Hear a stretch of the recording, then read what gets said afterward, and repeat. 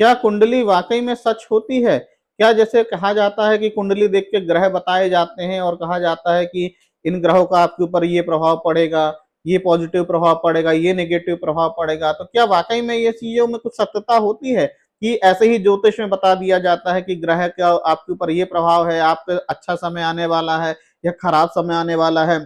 कि कई बार ऐसा देखा गया ना कि लोग प्रश्न करते हैं कि भाई कुंडली में 9 ग्रह ही क्यों होते हैं, 12 भाव ही क्यों होते हैं, इसके पीछे क्या कारण है और ये क्या ग्रह जो होते हैं आसमान में तो कि इनका हमारे जीवन से क्या संबंध है, ये कैसे असर डालते हैं। तो देखिए कुछ ऐसे प्रश्न है उसका आज हम उनका समाधान समझेंगे कि आखिर ग्रह कैसे असर डालते हैं और क्यों 9 ग्रह होते हैं और 12 भाव क्यों होते हैं।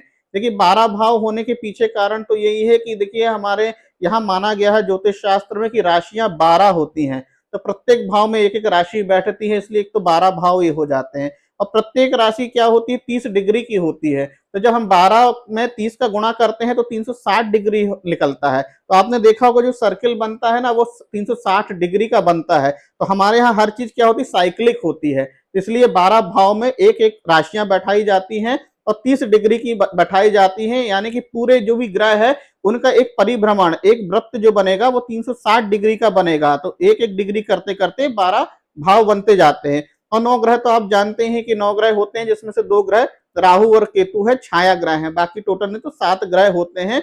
बाकी ऐसे आदमी कहता है कि भाई चंद्रमा तो उपग्रह है, लेकिन क्या है ज्योतिष में उसको उपग्रह नहीं माना जाता, उसे ग्रह ही माना जाता है। या सूर्य को भी ग्रह माना जाता है, नॉर्मल साइंस में उसको तारा माना जाता है, परंतु ज्योतिष में क्या माना जाता है कि ये ग्रह है।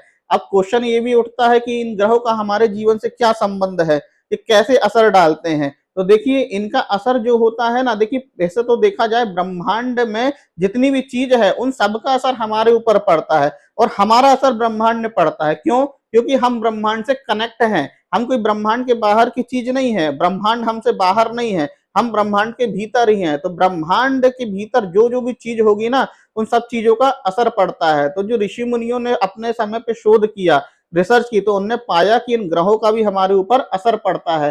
जैसे हम प्रत्यक्ष रूप में देखते हैं कि सूर्य इत्यादि जो है हमारे ऊपर प्रकाश डालते हैं, पृथ्वी पर संचालन करते हैं, सूर्य के प्रकाश से ही पृथ्वी चलती है। उसी प्रकार उनका ये शोध है कि बाकी जो ग्रह है उनका भी हमारे ऊपर प्रकाश पड़ता है, उनकी भी ऊर्जा हमारे ऊपर गिरती है, तो उस ऊर्जा के हिसाब से हमारा जीवन चलता है। उस ऊर्जा का हमारे शारीरिक और मानसिक दोनों प्रकार से असर होते हैं। तो इस प्रकार से ग्रह असर करते हैं और जो ग्रह जिस जिस स्वभाव का होता है वह उस ही प्रकार का प्रकाश हमारे ऊपर डालते हैं। तो उसका असर हमारे स्वभाव पे और हमारे शरीर पर पड़ता है। इसलिए हमारी कुंडली में क्या होते हैं ग्रह जो होते हैं, कोई को बोले जाता है कि ये अच्छे स्वभाव का ग्रह है, कोई खराब स्वभाव का ग्रह है, कोई कहते हैं न्यूट्रल है, सम है। तो जिस ग्रह की जैसी छाया हमारे ऊपर पड़ेगा, जैसा प्रकाश पड़ेगा, वैसा ही हमारा स्वभाव और शरीर होता है। तो ये बात हो गई कि कैसे हमारे ऊपर ग्रह प्रभाव डालते हैं, उसका उत्तर। और दूसरी बात कि कैसे पता चलता है कि भाई किस ग्रह का हमारे ऊपर कब असर पड़ेगा।